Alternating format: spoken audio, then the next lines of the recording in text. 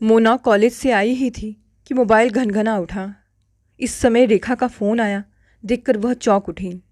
एक वही तो थी जिससे वह अपनी हर बात शेयर कर सकती है। उससे अगर एक दिन भी बात ना हो तो खाना ही हजम नहीं होता है। महेश कहते, तुम बहनें भी घंटों फ़ोन पर लगी रहती हो, पर बातें हैं कि समाप्त होने का नाम ही नहीं लेती हैं। वह कल ही इलाहाबाद भैया के पास गई थी। इधर कुछ दिनों से मम्मा की तबीयत ठीक नहीं चल रही थी। सशंकित मन से फ़ोन उठाया। दीदी, लग रहा है मम्मी अंतिम सांसें ले रही हैं। पापा बहुत विचलित हैं। वह मम्मा के सम्मुख बैठे गीता का पाठ कर रहे हैं, पर मन से बहुत ही अशांत हैं। गीता का पाठ? खैर छोड़, मम्मा को किसी डॉक्टर के पास क्यों नहीं ले जाते? 1000 मील दूर बैठी मोना ने चिंतित स्वर में कहा था। दीदी, मम्मा की इच्छा थी कि उनके सामने गीता का पाठ किया जाए। पापा मम्मा की अंतिम इच्छा का मान रख रहे हैं। जहाँ तक डॉक्टर के पास जाने की बात है, भैया कह रहे हैं कि डॉक्टर ने जवाब दे दिया है। उनकी किडनी फेल हो गई है तथा हार्ट भी कम पंप कर रहा है। कहते हुए रेखा रोने लगी थी। अरे कुछ तो इलाज होगा, मोना ने बेसब्री से कहा। अब मैं क्या बताऊं? सुजीत आए नहीं हैं। अगर मैं इस संदर्भ में कुछ कहती हूँ तो शायद भैया भाभी को अच्छा ना लगे। वैसे वे अपनी तरफ से पूरा प्रयास कर ही रहे हैं। दीदी, मैं फ़ोन रखती हूँ। मम्मा बहुत तेज तेज सांस ले रही हैं। रेखा सुन। उसकी बात सुनने से पूर्व ही रेखा ने फ़ोन रख दिया था और बिलख पड़ी थी मोना। मम्मा से जुड़ी यादें मोना के जहन में उमड़ घुमड़ कर उसे परेशान करने लगी थी। किसी तरह स्वयं को संभाल कर उसने महेश को फ़ोन मिलाया। ट्रेन का आरक्षण मिलना कठिन था, मगर फ्लाइट से जाती तब भी 15-20 घंटे से पहले नहीं पहुंच सकती थी। चेन्नई से पहले दिल्ली, फिर उसके पश्चात इलाहाबाद। महेश ने टिकट बुक कराने का आश्वासन ही नहीं दिया, वरन स्वयं भी चलने के लिए तैयार हो गए। उसे महेश की यही बात पसंद थी कि वे उसके सुख दुख में सदा साथ खड़े रहे थे। वह पैकिंग कर ही रही थी कि भाई रवि का फ़ोन आ गया। उसने सशंकित मन से फ़ोन उठाया। भाई की आवाज़ कहीं दूर से आती प्रतीत हो रही थी। मोना, हम हार गए। मम्मा हमें छोड़कर चली गई। नहीं भाई, ऐसा नहीं हो सकता, कहते हुए वह बिलख पड़ी थी। मोना, संभालो स्वयं को। अगर हम ही हिम्मत हार गए तो पापा को कौन संभालेगा? आप ठीक कह रहे हैं भैया, पर मन को कैसे समझाऊं? समझाना तो पड़ेगा ही। बता तू कब तक पहुंच रही है? भैया, रेखा से मम्मा की तबीयत के बारे में पता चलते ही महेश को बुकिंग के लिए कह दिया है, पर फिर भी इलाहाबाद पहुंचने में 15 से 20 घंटे तो लग ही जाएंगे। मोना ने स्वयं को संभाल कर कहा। ठीक है, हम इंतज़ार करेंगे, कहकर रवि ने फ़ोन रख दिया था। मोना ने फ़ोन रखा ही था कि महेश का फ़ोन आ गया। 1 घंटे के अंदर ही उन्हें निकलना था। वह चाह कर भी उन्हें मम्मा के बारे में नहीं बता पाई। उसने कॉलेज में छुट्टी के लिए मेल की तथा जल्दी जल्दी पैकिंग करने लगी। क्या तुमने पैकिंग कर ली है? मैं टैक्सी लेकर आ गया हूँ। हमें यथाशीघ्र ही निकलना होगा, महेश ने आते ही कहा। महेश को देखते ही उसके सब्र का बांध टूट गया। भाई द्वारा प्राप्त सूचना उन्हें देते हुए वह उनसे लिपट कर रो पड़ी। उसकी बात सुनकर महेश ने उसे सांत्वना देते हुए कहा, मोना संभालो स्वयं को। जो आया है उसे एक दिन जाना ही है। पुण्य आत्मा थी, इसीलिए अधिक कष्ट नहीं सहा। महेश कुछ गलत नहीं कह रहे थे। मम्मा पिछले 1 वर्ष से कुछ अधिक ही बीमार चल रही थी, किंतु अंतिम 1 हफ्ते की बात छोड़ दी तो वह अंतिम समय तक अपना काम स्वयं ही करती रही थी। उनकी बीमारी लाइलाज हो चुकी थी। डायबिटीज़ से वह पीड़ित थी ही, पर उम्र बढ़ने के साथ उन्हें अर्थराइटिस भी हो गया था, जिसके कारण दर्द निरोधक दवाएं आवश्यकता से अधिक खाने के कारण उनकी किडनी पर भी असर हो गया था। पर भैया के अनुसार उनकी मृत्यु किडनी फेलियर से नहीं, हार्ट अटैक से हुई है। वे टैक्सी में बैठ गए। मन झंझावतों से भरा था। विचारों का अंधड़ चल ही रहा था कि रेखा का फोन आ गया। वह उसे सारे घटनाक्रम से अवगत करा ही रही थी कि महेश ने कहा, मुना उतरो, एयरपोर्ट आ गया है। उनके घर से एयरपोर्ट की दूरी मात्र 15 मिनट की ही है। उसने रेखा को एयरपोर्ट पहुंचने की सूचना देते हुए फ़ोन बंद कर दिया। सारी औपचारिकताएं पूरी करके वे अंततः हवाई जहाज़ में बैठ गए। उसके उड़ान भरते ही मन में पुनः झंझावतों के रेल पेल प्रारंभ हो गए। बचपन से लेकर आज तक के पल उसकी आंखों के सामने से गुजरने लगे। वह मम्मा की संघर्ष के समय की गवाह थी। दादाजी का निधन तभी हो गया था जब पापा इंजीनियरिंग के अंतिम वर्ष में थे। पापा के ऊपर एकाएक पूरे घर की जिम्मेदारी का बोझ आ गया था। उन्हें अपनी पढ़ाई तो पूरी करनी ही थी, साथ में अपने भाई और बहनों का भी ध्यान रखना था।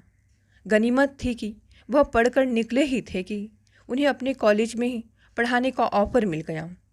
अंधे को क्या चाहिए, 2 आँख। घर की गाड़ी चल निकली थी।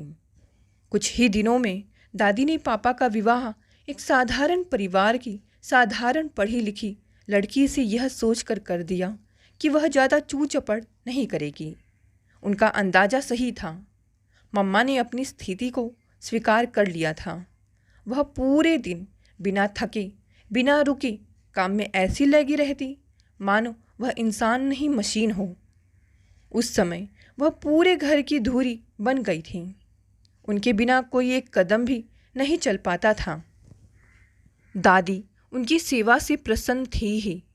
उसकी बुआ क्षमा और रीचा पूरे दिन भाभी भाभी करके उनसे अपना काम करवाती रहती थी। यही हाल उसके चाचा रतन का था।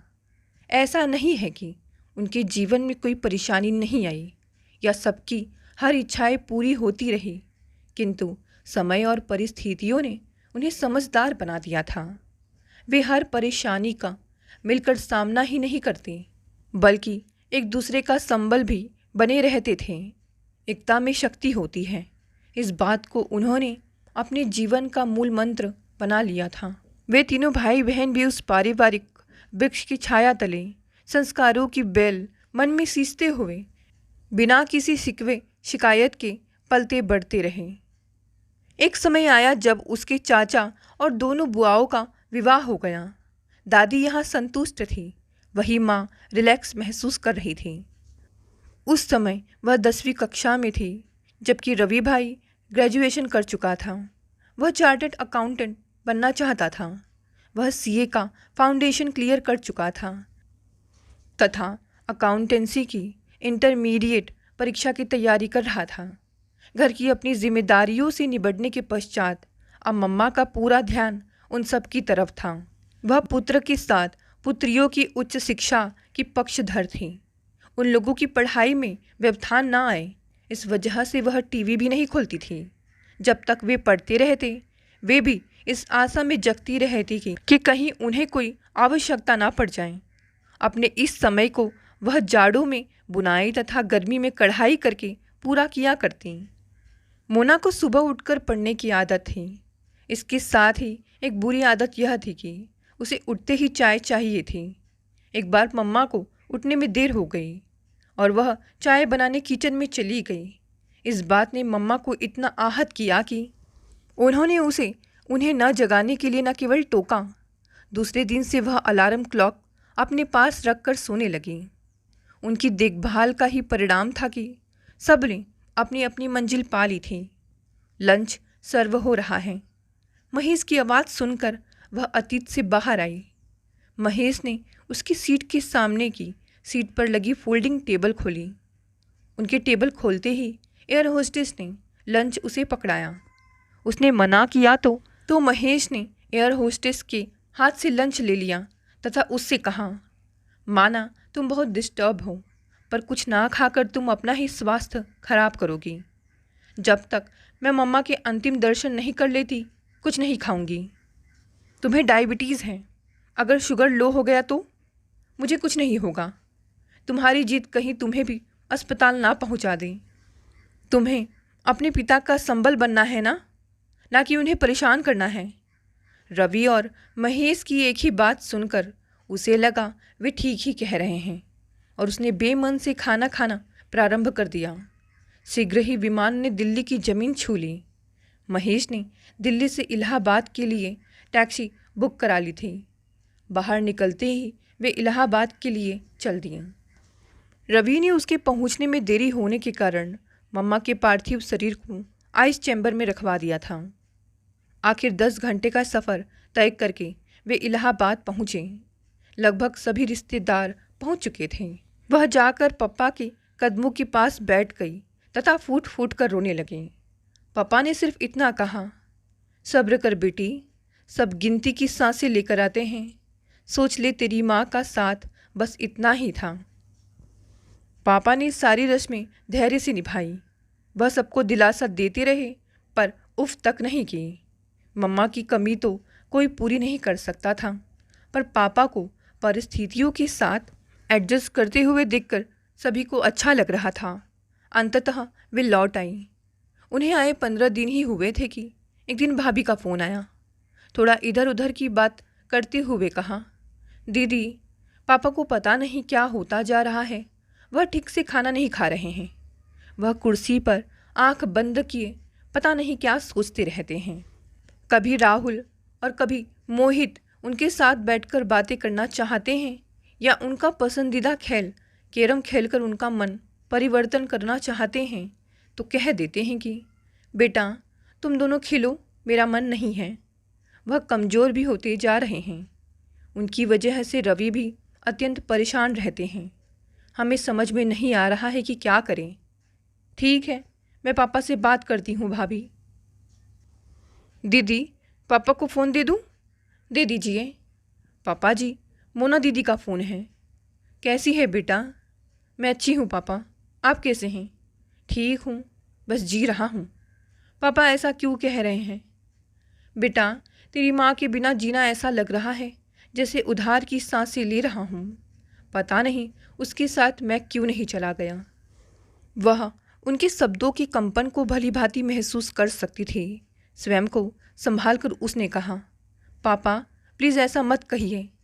आपको हमारे लिए जीना होगा। आपको पढ़ने का शौक़ था, पढ़िए, थोड़ा बाहर टहलिए, मन बदल जाएगा।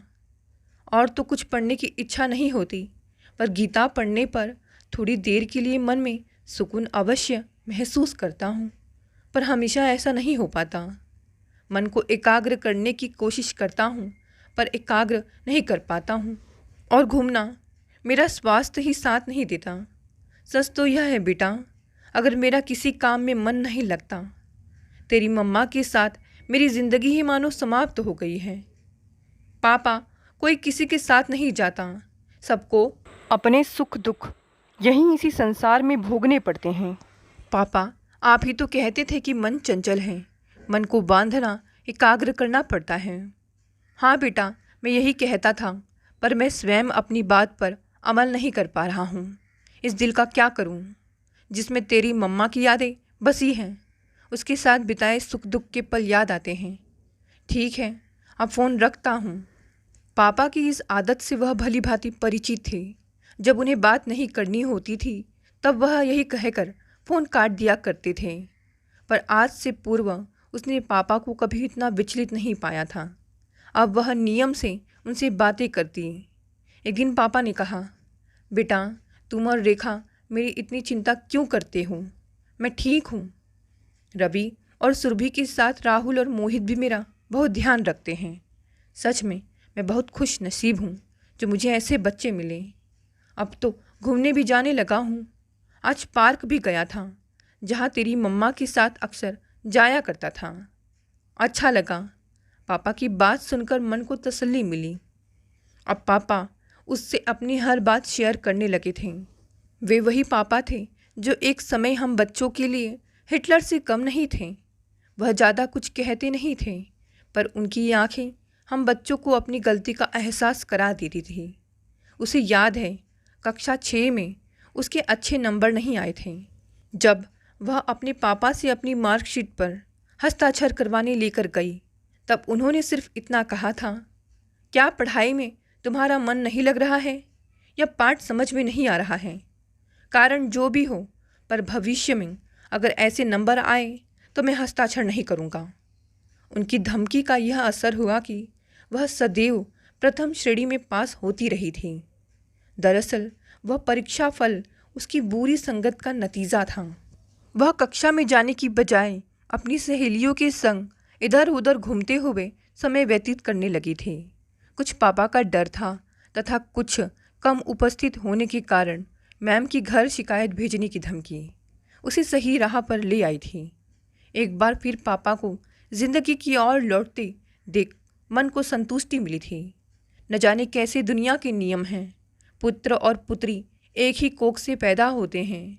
एक ही इंसान के अंश होने के बावजूद पुत्र के हिस्से में ही कर्तव्य आते हैं, जबकि पुत्रियां अपनी पारिवारिक जिम्मेदारियों के कारण चाह कर भी सहयोग नहीं कर पाती हैं। पुत्र और पुत्रवधू अच्छे हैं तो बुढ़ापा आराम से कट जाता है, वरना जिंदगी नरक बनती चली जाती है। एक दिन पापा को फ़ोन करने ही जा रही थी कि उनका फ़ोन आ गया। बेटा कहकर वह कुछ कहते कहते रुक गए। क्या हुआ पापा, आप ठीक तो है ना? उनकी आवाज़ में छाए दर्द को पहचान कर उसने पूछा। बेटा आज मैं रोज़ की तरह पार्क गया था। एक बेंच पर थोड़ी देर आराम करने के उद्देश्य से बैठ गया। यह वही बेंच थी जिस पर तेरी मम्मा के साथ बैठा करता था। मन को पुरानी स्मृतियों ने घेर लिया। आज मुझे लगा तेरी मम्मा मेरे सामने से गुजर कर आगे बढ़ गई है। मुझे पता नहीं क्या हुआ, मैं उठा तथा उसके पास जाकर मैंने उसके कंधे पर हाथ रखकर कहा, शोभा तुम अकेले कहाँ चल दी? उस महिला ने मुझे तीखी नज़रों से देखा और तीव्र स्वर में कहा, बुढ़ा गए हो पर आशिक मिजाजी नहीं गई? उसके तीव्र स्वर को सुनकर आसपास के कुछ लोग हमें देखने लगे। उनकी निगाहें मुझे शर्म से पानी पानी कर रही थी। बेध्यानी में किए अपने कृत्य के लिए क्षमा याचना करते हुए मैंने कहा, सॉरी बहन जी, दरअसल बस रहने भी दो। तुम्हारे जैसे आशिक मिजाजों के कारण ही भले घर की बहु बेटियों का अकेले निकलना कठिन हो गया है। उसने तिरस्कार के स्वर में कहा और चली गई। बेटा उसकी बात सुनकर मुझे लगा कहीं चुल्लू भर पानी में डूबकर मर जाऊं। सफाई देने की गुंजाइश ही नहीं बची थी। मैं उल्टे पैर लौट आया। तब से मन बहुत अशांत है। क्या तुझे मैं ऐसा लगता हूँ? प्लीज़ पापा आप ऐसा मत सोचिए। अगर आप उससे कहते हैं कि उसमें आपको अपनी पत्नी की छवि नज़र आई केवल इसीलिए, लेकिन बेटा क्या वह मुझ पर यकीन करती? अवश्य करती पापा, अगर आप अपना पक्ष रखते। उसकी बात का उत्तर देने की बजाय पापा ने फ़ोन काट दिया था। उसे यह तो पता था कि पापा मम्मा को बहुत चाहते थे। अपने कॉलेज की टूर की बात छोड़ दे तो शायद ही वे दोनों कहीं अलग अलग गए हों। क्या कोई किसी को इस हद तक चाह सकता है कि उसके सोते जागते बस वही नज़र आए? पापा की बात सुनकर मन बेचैन हो गया, पर उसके पास कोई उपाय भी तो नहीं था। हफ्ते भर पश्चात रवि का फ़ोन आया। दीदी पापा खाना नहीं खा रहे हैं। हमारे आग्रह पर सिर्फ यही कहते हैं कि मुझे भूख नहीं है। ऐसा कितने दिन चलेगा? हम तो समझा समझा कर हार गए हैं। तुम बात करके देखो, शायद तुम्हारी बात मान जाए। मोना ने बात की तो पापा ने कहा, बेटा मेरा इस संसार से जी उचट गया है। अब मैं जीना नहीं चाहता हूँ। प्लीज़ पापा ऐसा मत कहिए। मम्मा तो हमें छोड़कर चली गई, पर आपको हमारे लिए जीना होगा। बेटा हर इंसान को एक ना एक दिन जाना ही पड़ता है। शायद मेरा भी समय आ गया है। तुम लोग अपनी ज़िंदगी में सुखी संपन्न रहो, बस यही कामना है। ठीक है बेटा, अब मैं फ़ोन रखता हूँ। कहते हुए सदा की तरह उन्होंने फ़ोन काट दिया था। मोना का मन नहीं माना और वह पापा से मिलने की चाह लिए इलाहाबाद चली आई। उनसे मिलने उनके कमरे में गई तो देखा वह अक्टूबर माह की हल्की ठंड में भी दस्ताने पहने हुए हैं। पापा अभी तो इतनी ठंडी नहीं है, फिर आपने दस्ताने क्यों पहन रखे हैं? अचानक वह पूछ बैठी। बेटा तुझे याद है, सर्दी में जब मैं स्कूटर चलाया करता था तो ठंड की वजह से मेरे हाथ की अंगुलियां सूज जाया करती थीं। तब तेरी माँ ने मेरे लिए यह दस्ताने बनाए थे। यह उसके द्वारा मुझे दी गई पहली गिफ्ट थी। मन में एक चाहत है, जब उसके पास जाऊं तो उसके द्वारा दिए इस उपहार के साथ जाऊं। बस इसीलिए मैंने दस्ताने पहन लिए हैं। आपको कुछ नहीं होगा पापा। पापा को बहकी बहकी बातें करते देखकर उसने कहा, बेटा रेखा को भी बुला लो, सबसे मिल लूँ। पता नहीं कब ईश्वर का बुलावा आ जाए। प्लीज़ पापा, जाओ आराम करो और मुझे भी करने दो, कहकर उन्होंने आंखें बंद कर ली। दीदी कुछ खा लीजिए, सफ़र से आई हैं, थकी होंगी और भूख भी लगी होगी, सुरभि ने अंदर आकर कहा। सुरभि की आवाज़ ने उसके दरकते दिल को सांत्वना दी थी, पर पापा की बात सुनकर उसका खाने का बिल्कुल मन नहीं था। पर भाभी सुरभि का भी मन रखना था। खाते खाते उसने रेखा को भी पापा की बात बताते हुए फ़ोन किया। उसकी बात सुनकर वह फ़ोन पर ही रोने लगी। उसे दिलासा देते हुए शीघ्र आने के लिए कहकर उसने फ़ोन काट दिया। दीदी पापा कई दिनों से ही ऐसी बहकी बहकी बात कर रहे हैं। कभी कभी मन बेहद घबराने लगता है। मम्मा के जाने की टीस अभी कम नहीं हुई है कि पापा की ये हालत। रवि अभी तक स्वयं को संभाल नहीं पाए हैं, अगर पापा को कुछ हो जाता है तो, कहते हुए गंभीर हो गई सुरभि। भाभी, होनी को कोई टाल नहीं सकता। दर्द सहने की शक्ति भी भगवान दे देता है, पर जैसी पापा की मन स्थिति है उसे देखकर मेरी तो यही चाह है कि जो उनके लिए उचित हो वही हो। शायद आप ठीक कह रही हो दीदी। दूसरे दिन रेखा आ गई। रेखा के आते ही पापा ने कहा, अब मेरा परिवार मेरे साथ है, अब अगर भगवान बुलाना भी चाहे तो मुझे कोई दुख नहीं होगा, कहते हुए उन्होंने आंखें मूंद लीं। रात को सुरभि भाभी ने उनको खाने के लिए कहा तो उन्होंने कहा, बेटा भूख नहीं है, पापा कुछ तो खा लीजिए, बिना खाए कैसे जीवन चलेगा। उनके मना करने पर मोना ने आग्रह किया था, जीवन की चाहत ही नहीं रही है बेटा, ईश्वर से यही प्रार्थना है बिना और अधिक कष्ट दिए अब इस जीवन को ले लें। प्लीज़ पापा ऐसा मत कहिए, कहते हुए सुरभि की आंखें भर आई थी। वही रेखा रोने लगी थी। मुझे क्षमा करना बेटा, पर इस दिल का क्या करूं जो तुम्हारी मम्मा के बिना रहना ही नहीं चाहता। तुमने मेरे लिए जितना किया है उतना तो शायद मेरी अपनी बेटियां भी नहीं कर पाती। मेरे सारे दायित्व पूरे हो चुके हैं। मृत्यु पुरातन सत्य है बेटा, फिर उससे क्या घबराना। जीवन मृत्यु पर किसी का वश नहीं है। मेरी परम पिता परमेश्वर से यही प्रार्थना है कि वह मुझे बुला ले, जिससे मेरे इस शरीर के सारे कष्ट दूर हो जाएं। तुम सब अपने अपने जीवन में खुश रहो, बस इसी आस के साथ जीवन की अंतिम सांस लेना चाहता हूँ। एक आग्रह है, अब मुझे और मोह में मत बांधो, मुझे शांति से जाने दो। तुम लोग जाओ, मैं आराम करना चाहता हूँ, कहते हुए उन्होंने आंखें बंद कर लीं, मानो वो मोह माया से दूर जाना चाहते हों।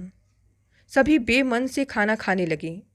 तभी रवि ने कहा, पता नहीं क्यों कुछ दिनों से पापा ऐसी बहकी बहकी बातें कर रहे हैं। डॉक्टरों को दिखाया तो उन्होंने भी यही कहा कि सब तो ठीक है, बस कोई मानसिक परेशानी है जो इन्हें परेशान कर रही है। दीदी इसीलिए आपको पापा को बात करने के लिए कहा था। अब आप आ गई हैं तो सोचा शायद पापा आपसे अपनी परेशानी शेयर कर पाएँ, पर वह तो किसी से बात ही नहीं करना चाहते हैं। करते भी हैं तो बस ऐसी ही बातें करते रहते हैं। कहीं पार्क वाली बात तो उन्हें विचलित नहीं कर रही है। पार्क वाली बात? रवि और सुरभि ने चौंक कर कहा। मोना ने पापा से हुई सारी बात बताई तो रवि ने कहा, ओह, तो क्या इसी कारण पापा ने पार्क जाना छोड़ दिया है? आजकल स्त्रियां भी कुछ कहने से पहले कम से कम व्यक्ति की उम्र और मन स्थिति का तो ख्याल किया करें। गलत तो वह स्त्री भी नहीं थी भैया, शायद इस परिस्थिति में कोई भी ऐसे ही रिएक्ट करती। पर अब क्या करें? सुरभि ने कहा, पापा को समझाना होगा कि उस दिन जो हुआ है उसमें आपकी कोई गलती नहीं थी। मोना ने कहा, दीदी यह तो आपको ही करना होगा क्योंकि यह बात पापा ने आपको ही बताई है। रेखा ने कहा, ठीक है, कल मैं इस संदर्भ में पापा से बात करती हूँ। दूसरे दिन सुबह सुरभि चाय लेकर पापा के कमरे में गई। उनकी स्थिति देखकर उसने रवि को आवाज़ लगाई। उसकी आवाज़ सुनकर रवि के साथ वे दोनों भी पापा के कमरे में आ गई। पापा को तेजी तेजी सांस लेते हुए देखकर रवि ने घबराकर डॉक्टर को फ़ोन किया। उनके पारिवारिक डॉक्टर भल्ला साहब तुरंत आ गए। डॉक्टर चेक कर ही रहा था कि उन्होंने एक हिचकी ली। उसके साथ ही उनकी बंद आंखें खुल गई, मानो वह अनंत आकाश में मम्मा को ढूंढ रही हो। रवि पापा की आंखें बंद करने के साथ ही फफक पड़ा था। वही मोना और रेखा पापा के पार्थिव शरीर से लिपट कर रोने लगी थी। मम्मा द्वारा बनाए दस्ताने पहने, हाथों में मम्मा की फ़ोटो देखकर आंखों में आंसू लिए मोना सोच रही थी कि क्या ऐसा भी होता है, सिर्फ 2 महीने का वियोग। अंततः बेचैन आत्मा ने दूसरी बेचैन आत्मा से मिलकर सुकून पा ही लिया।